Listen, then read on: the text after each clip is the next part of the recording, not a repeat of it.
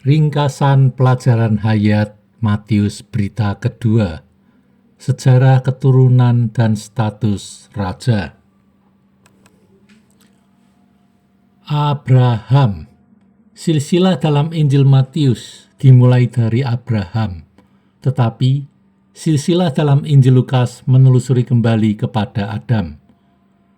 Injil Lukas adalah kitab yang membicarakan tentang karunia keselamatan Allah, dan Injil Matius membicarakan tentang kerajaan. Karunia keselamatan Allah adalah bagi ras ciptaan dan jatuh, yang diwakili oleh Adam. Tetapi kerajaan surga hanya bagi umat pilihan Allah, yaitu ras yang terpanggil yang diwakili oleh Abraham. Karena itu, Injil Matius dimulai dari Abraham, tetapi Injil Lukas menelusuri kembali kepada Adam. Terpanggil.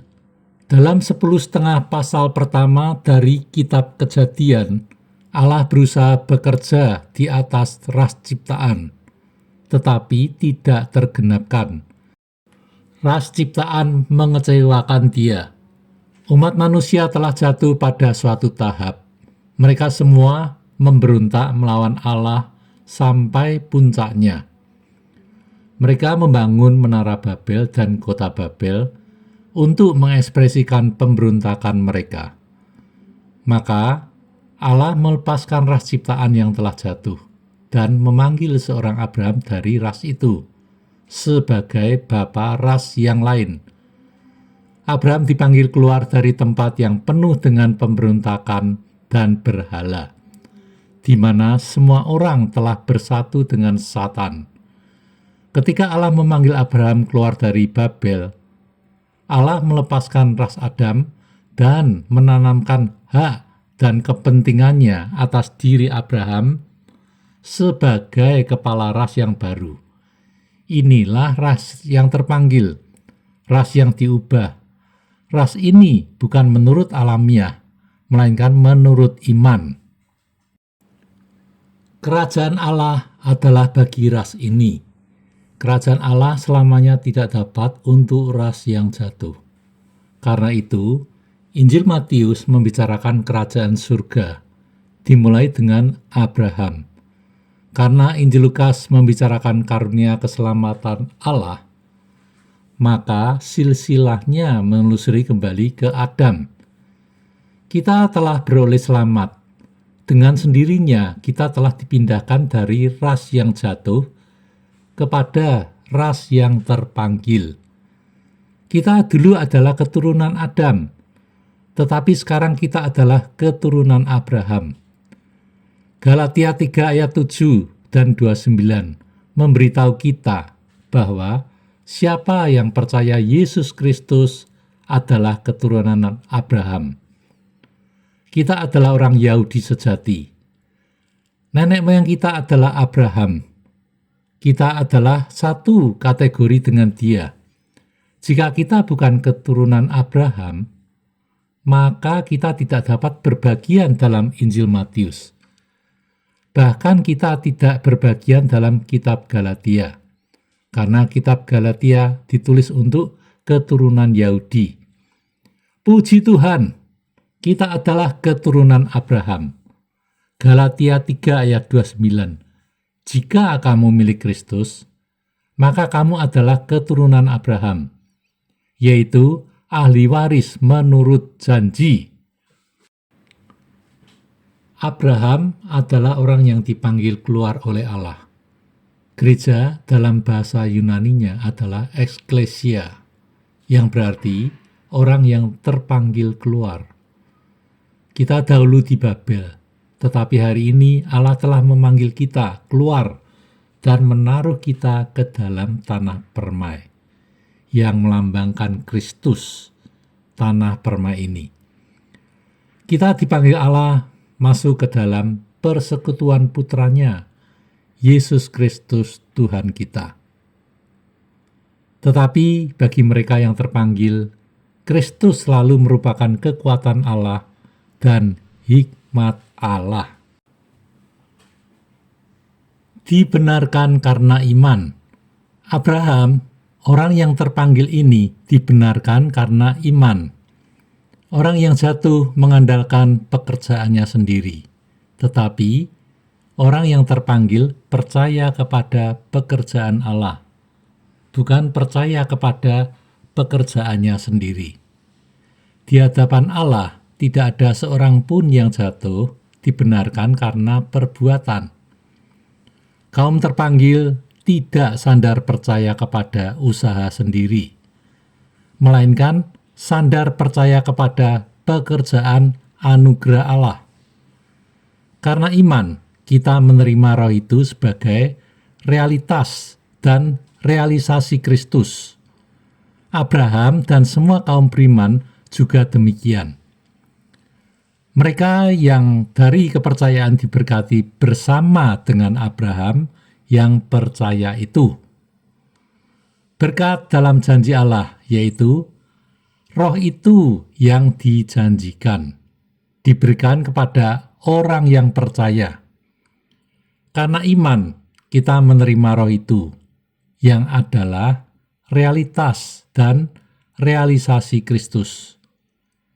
Jadi Abraham dengan kita disatukan dan diikat kepada Kristus berdasarkan iman. Hidup karena iman. Abraham orang yang dipanggil Allah, bukan hanya dibenarkan karena iman, tetapi juga hidup karena iman.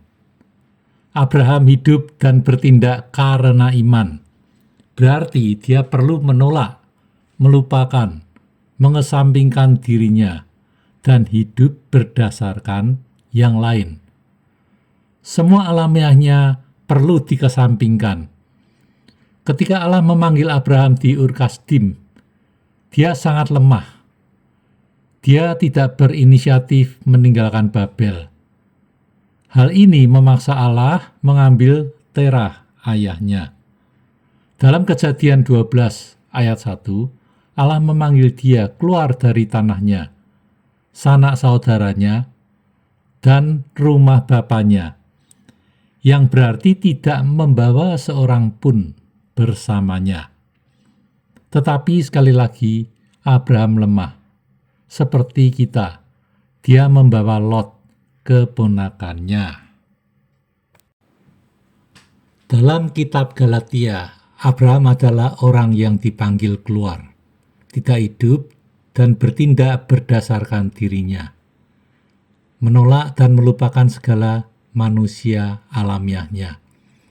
Galatia 3 mengatakan bahwa kita adalah anak-anak Abraham.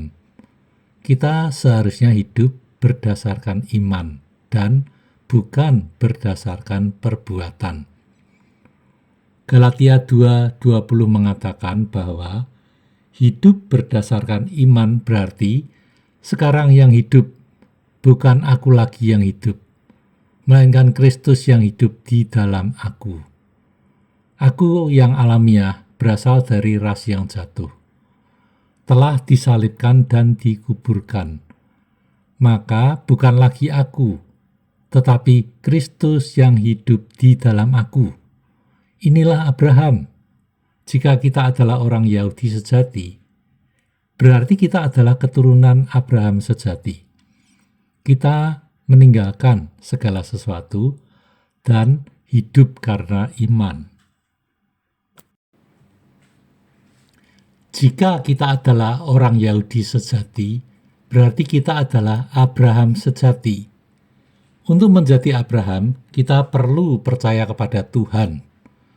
Percaya kepada Tuhan berarti bersatu dengan Tuhan. Semua anak Abraham pun perlu bersatu dengan Kristus. Jika kamu adalah milik Kristus, maka kamu adalah keturunan Abraham. Jika kita mau bersatu dengan Kristus, kita perlu menyangkal diri dan menerima Kristus sebagai segala sesuatu kita. Inilah percaya kepada Kristus. Percaya ini adalah keadil benaran di hadapan Allah.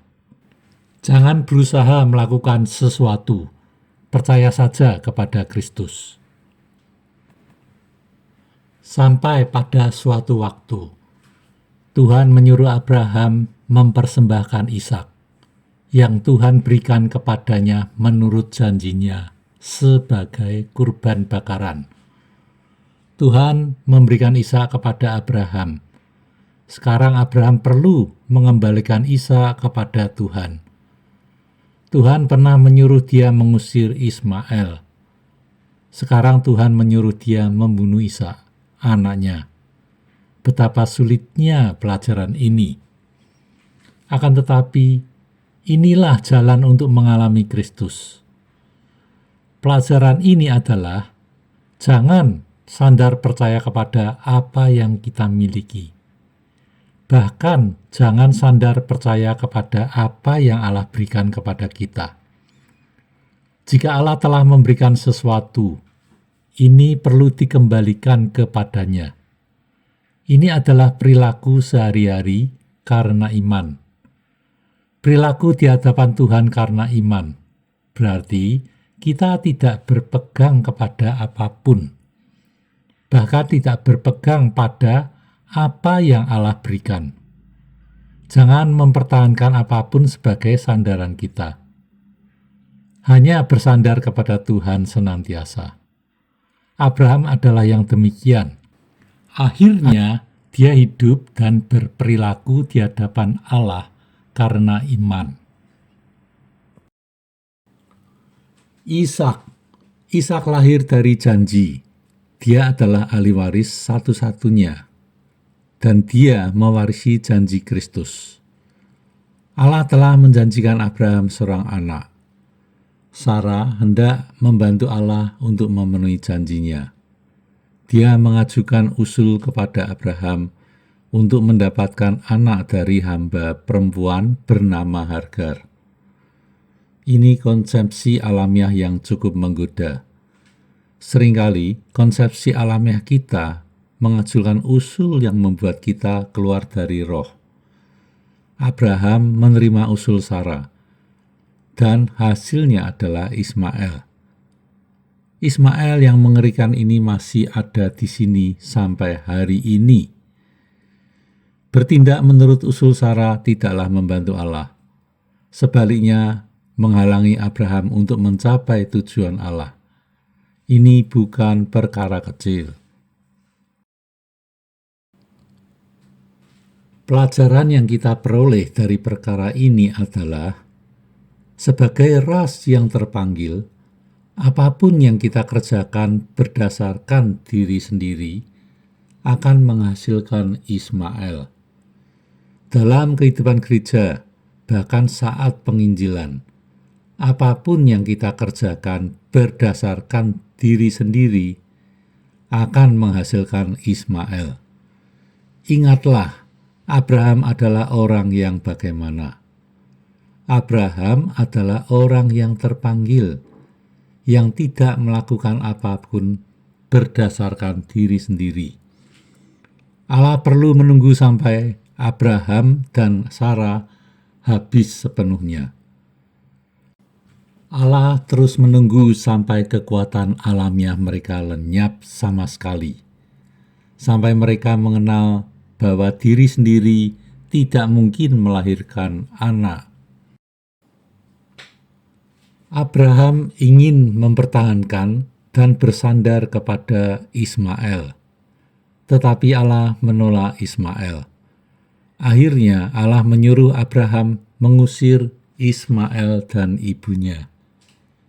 Ini sulit dilaksanakan Abraham, tetapi dia perlu belajar pelajaran agar hidup tidak berdasarkan diri sendiri, yaitu meletakkan daya upayanya sendiri dan tidak melakukan apa-apa. Berbahagian dalam Kristus meminta kita tidak bersandarkan usaha diri sendiri dan apa yang dapat kita lakukan. Seperti Ismail yang menghalangi Ishak untuk mewarisi janji Allah. Usaha maupun pekerjaan kita sendiri selalu menghalangi kita berbagian dalam Kristus. Kita perlu menolak apa adanya kita dan milik kita, agar kita sandar percaya kepada janji Allah. Kita perlu membuang hal-hal dari ayat alamiah kita. Jika tidak, kita tidak dapat menikmati Kristus. Setelah kekuatan alamiah kita habis, maka janji Allah tiba. Setelah Ismail diusir, maka Ishak memiliki kedudukan penuh untuk berbagian dalam berkat janji Allah. Pengakhiran usaha alamiah kita menolak apa yang dapat kita lakukan atau telah kita lakukan. Ini adalah Ishak, mewarisi berkat yang dijanjikan Allah, yaitu Kristus. Kita telah dibaptis ke dalam Kristus. Kita telah diakhiri di dalam Kristus. Sekarang kita adalah miliknya dan memiliki Dia sebagai bagian kita. Karena itu, kita adalah keturunan Abraham, ras yang dipanggil oleh Allah. Kita juga adalah ahli waris menurut janji Allah. Apakah Ishak? Ishak adalah hasil dari hidup dan bertindak karena iman. Ishak adalah lambang yang lengkap dari Kristus yang mewarisi segala kekayaan Bapa. Kita perlu mengalami Kristus secara demikian, bukan dengan perbuatan, pergumulan, atau usaha diri sendiri, melainkan hanya sandar percaya kepada Dia. Kita sandar percaya kepada Dia, maka menghasilkan Ishak. Hanya Ishak yang merupakan unsur sejati dari generasi Kristus. Bukan semua anak Abraham secara jasmani adalah anak-anak Allah. Hanya yang lahir dari Ishak barulah anak-anak Allah. Maka Allah memandang Ishak adalah anak Abraham satu-satunya, ahli waris satu-satunya, yang mewarisi janji tentang Kristus. Hari ini, meskipun kita adalah ras Abraham, tetapi apakah kita menempuh jalan Ismail atau menempuh jalan Ishak?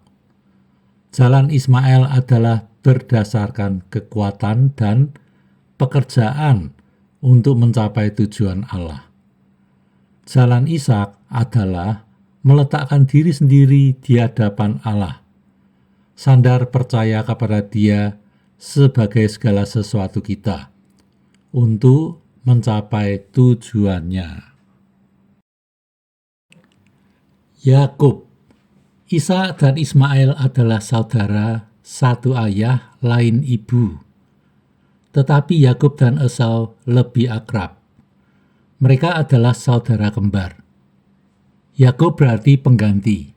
Dia menggantikan orang lain, menaruh mereka di bawah dirinya, dan memanjat ke atas mereka. Ketika Yakub dan Esau, kakaknya, sedang keluar dari rahim ibunya, dia memegang tumit Esau. Yakub adalah pemegang tumit yang sejati. Nama Yakub berarti pemegang tumit, perampas. Mengalahkan orang lain, meletakkan orang di bawah kakinya dengan tipu muslihat apapun.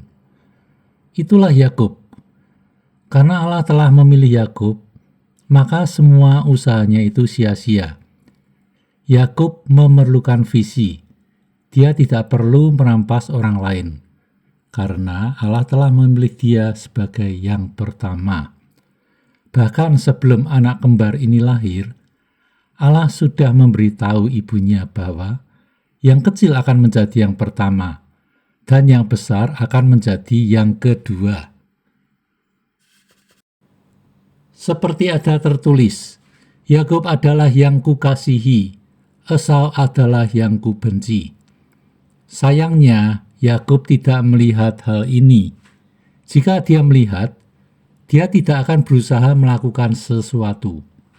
Bahkan sampai dia dewasa, dia masih tetap tidak melihat hal ini. Maka dia terus-menerus merampas. Dia merampas saudaranya dan pamannya. Meskipun dia adalah keturunan Abraham, tetapi menurut pergumulan dan sifatnya, dia sepenuhnya adalah keturunan iblis. Secara kedudukan, Yakub adalah keturunan Abraham, tetapi secara sifat, dia adalah anak iblis. Apakah yang diperlukan Yakub? Dia memerlukan penanggulangan Allah. Karena itu, Allah membangkitkan Esau, kakaknya, lalu membangkitkan Laban, pamannya, untuk menanggulangi dia. Allah bahkan membangkitkan 4 orang istri ditambah 12 pembantu laki-laki dan 1 pembantu perempuan. Seumur hidup Yakub memiliki banyak penderitaan. Tetapi hal-hal ini berasal dari pergumulannya, bukan berasal dari pilihan Allah. Kita mungkin menertawakan Yakub, tetapi kita sepenuhnya sama seperti dia. Semakin kita mau melakukan sesuatu, semakin banyak masalah. Pertama, kita di dalam Kristus memerlukan hayat Abraham. Kita perlu melupakan apa adanya kita, hidup berdasarkan Kristus, dan sandar percaya kepadanya.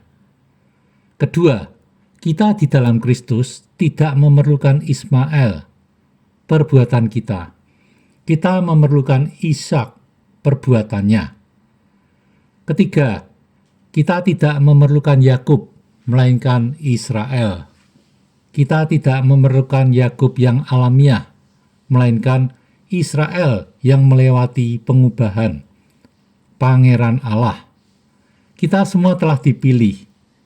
Dalam suatu makna, kita telah ditangkap. Apa yang dapat kita lakukan? Kita selamanya tidak dapat meloloskan diri. Ini sepenuhnya tergantung dari belas kasihan Tuhan. Kita tidak memilih jalan ini, tetapi kita berada di jalan ini. Jika kita membaca Roma 9, kita akan menemukan bahwa hal ini tergantung pada Dia, bukan kita. Dia dahulu adalah sumber itu, dan sekarang tetap adalah sumber itu. Puji Tuhan, belas kasihan-Nya datang kepada kita. Tidak ada orang yang dapat menolak belas kasihan-Nya. Kita mungkin menolak perbuatannya, tetapi tidak mungkin dapat menolak belas kasihan-Nya. Kita telah dipilih untuk bersatu dengan Kristus dan berbagian dalam berkat kekal Allah. Betapa belas kasihan-Nya ini. Di satu aspek, kita adalah Abraham. Di aspek lain, kita adalah Ishak. Di aspek lain lagi, kita adalah Yakub. Kemudian di aspek keempat, kita akan menjadi Israel. Jadi, kita memiliki Abraham, Ishak, dan Yakub. Silsilah Kristus adalah masalah hak kesulungan. Hak kesulungan terutama adalah bersatu dengan Kristus dan berbagian dalam Kristus. Perampasan Yakub tidak diperkenan, tetapi penuntutannya terhadap hak kesulungan tentu dihargai oleh Allah. Esau memandang rendah hak kesulungan dan menjualnya dengan rendah. Maka dia kehilangan hak kesulungan dan tidak dapat memperolehnya kembali, sekalipun kemudian dia menyesal dan menangis. Yakub menghargai dan menuntut hak kesulungan, dan dia memperolehnya. Dia mewarisi berkat yang dijanjikan Allah, yaitu berkat Kristus. Yehuda. Anak Yakub yang pertama adalah Ruben. Ruben seharusnya mewarisi hak kesulungan, bagian anak sulung. Hak kesulungan mencakup 3 unsur, 2 bagian atas tanah, jabatan imam, dan jabatan raja. Meskipun Ruben adalah anak sulung, tetapi dia kehilangan hak kesulungannya karena kecemarannya. Kemudian dua bagian atas tanah beralih kepada Yusuf. Ini tentu karena kemurnian Yusuf. Dua anak Yusuf, Manasye dan Efraim, masing-masing menerima satu bagian dari tanah itu. Jadi, melalui kedua anak Yusuf, dia mewarisi dua bagian atas tanah permai. Jabatan imam beralih kepada Lewi. Lewi sangat sesuai dengan kehendak Allah.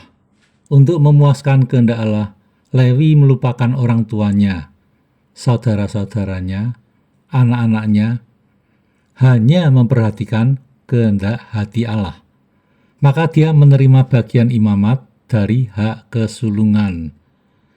Hak kesulungan yang lain, jabatan raja, beralih kepada Yehuda. Karena ketika Yusuf dianiaya oleh saudara-saudaranya, Yehuda merawat dia. Yehuda juga memperhatikan Benyamin pada saat penderitaan. Hari ini kita adalah gereja anak-anak sulung. Hak kesulungan pun tersusun dari 3 unsur. Bagian ganda atas Kristus, imamat dan jabatan raja. Banyak orang Kristen yang kehilangan hak kesulungan mereka. Mereka telah diselamatkan, maka tidak akan binasa. Tetapi mereka kehilangan bagian ekstra atas Kristus. Jika kita mau menikmati bagian ekstra atas Kristus, kita perlu menjaga hak kesulungan kita. Jika kita hendak menjaga imamat kita perlu seperti Lewi, melupakan ayah, saudara, anak-anak kita, dan memperhatikan hak dan keperluan Allah. Jika hati kita mengutamakan kehendak hati Allah, maka kita akan dekat dengan Dia dan menjaga imamat kita. Ketika Tuhan Yesus kembali, kaum beriman pemenang akan meraja bersama dengan Dia. Pada saat yang sama, mereka akan menikmati warisan tanah ini. Saudara-saudaranya, ketika silsilah ini menyebutkan Ishak dan Yakub, tidak mengatakan dan saudara-saudaranya. Tetapi ketika menyebutkan Yehuda, barulah mengatakan dan saudara-saudaranya. Ismail, saudara Ishak, dan Esau, saudara Yakub, keduanya adalah yang ditolak Allah. Tetapi 11 saudara Yehuda, semuanya dipilih oleh Allah. Yehuda dan 11 saudaranya menjadi leluhur 12 suku yang membentuk bangsa Israel sebagai umat pilihan Allah bagi Kristus. Karena itu, saudara-saudara Yehuda berhubungan dengan Kristus. Itulah sebabnya mereka juga termasuk dalam silsilah Kristus. Demikianlah ringkasan pelajaran ayat Matius berita kedua. Selanjutnya di berita ketiga, kita akan membahas Tamar, Peres dan Serah, Rahab, Boas, Rut, Isai, Daud, istri Uria, dan Salomo. Anugerah Tuhan Yesus Kristus menyertai kita semua. Amin.